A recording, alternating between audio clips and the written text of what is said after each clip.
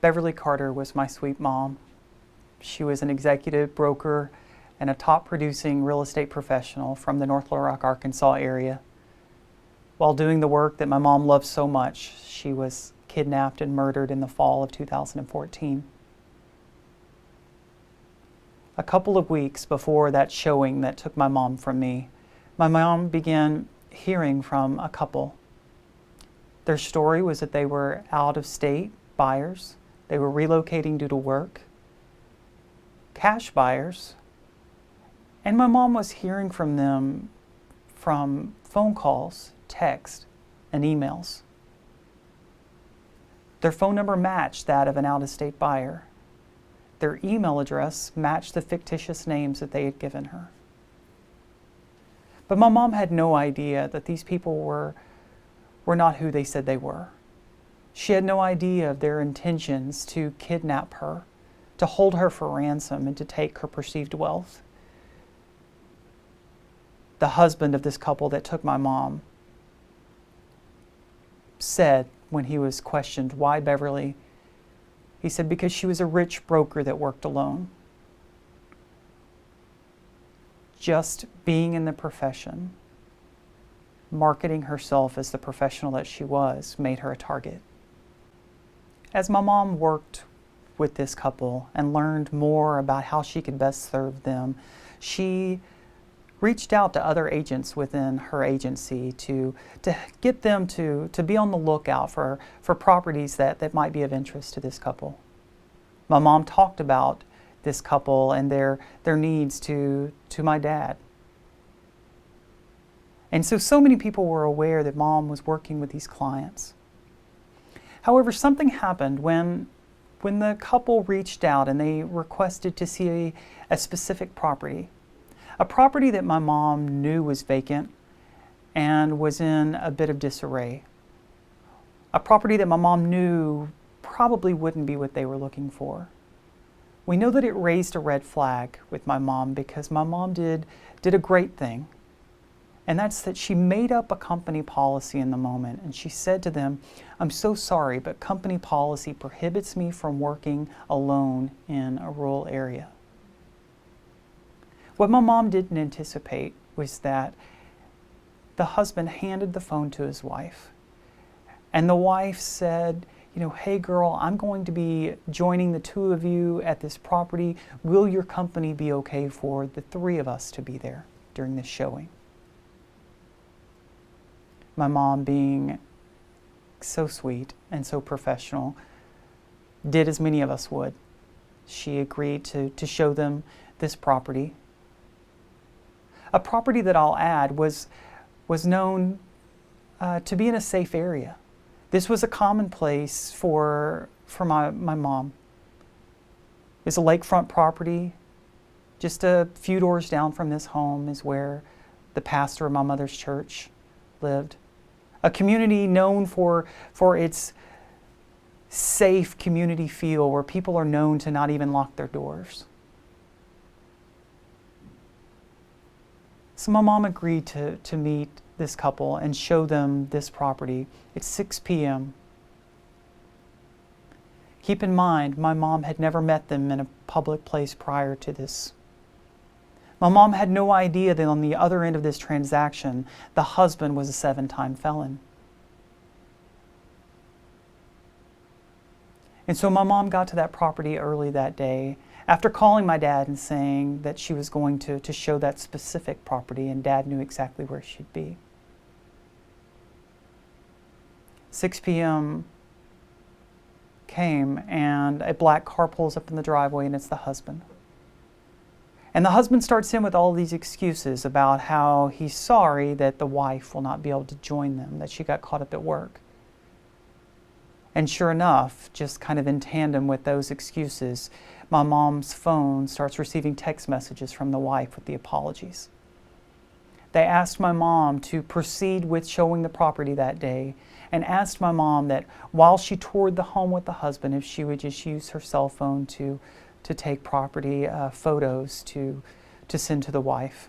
So it could be as though she was on the showing, at least digitally. And so my mom agreed to show the property. And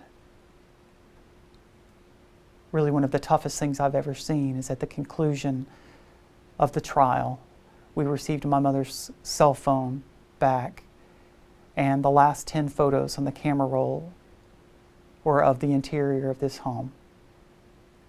And my mom was showing property that day as she was texting them to the wife and answering questions about the property.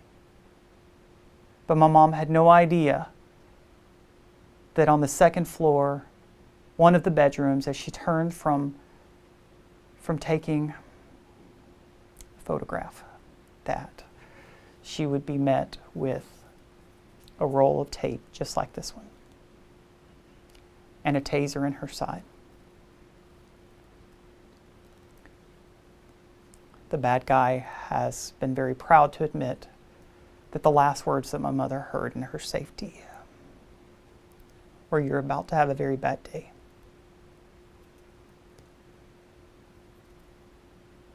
That bad guy tased my mom. He taped her hands behind her back. He taped her ankles together.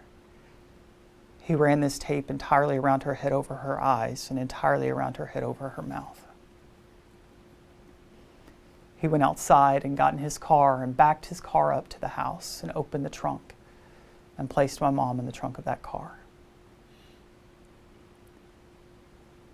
He took my mom to a remote area and made her do the first of what would be a series of ransom recordings. These were intended to get my dad to pay a hefty ransom so that these bad guys would never have to work again. After having my mom record that ransom recording, he took my mom to their home, to the bad guy's home, and locked her in their master bathroom. It was at that point that this bad guy thought about this ransom plan and how they would get these funds from my father. And their original plan was that they would use this rich broker's purse and have this husband push all of this money to the cards within the purse. But in that moment, they found a major flaw in their plan. As a safety precaution, my mom never showed property with her purse on her shoulder. She had left it locked in her car. So in his haste to kidnap my sweet mom and to put her in the trunk of his car, he forgot the purse. That night, he left my mom at his home being guarded by the wife of this couple. And he came back to get the purse, and he found that my entire family was there. Law enforcement was there. And as with so many criminals, they think that they have the best and the brightest plan and they won't get caught. And then they see blue lights and they make crazy decisions. And in the case of my sweet mom, they decided to end my mother's life when they realized that their plan wouldn't work.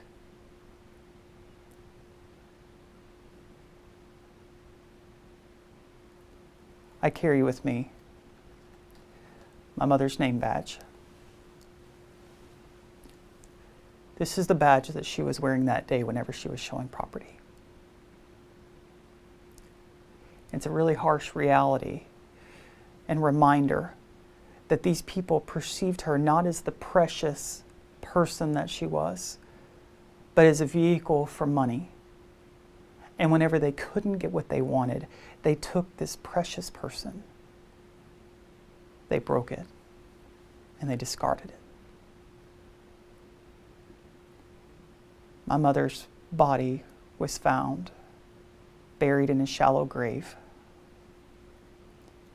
After days and days of searching,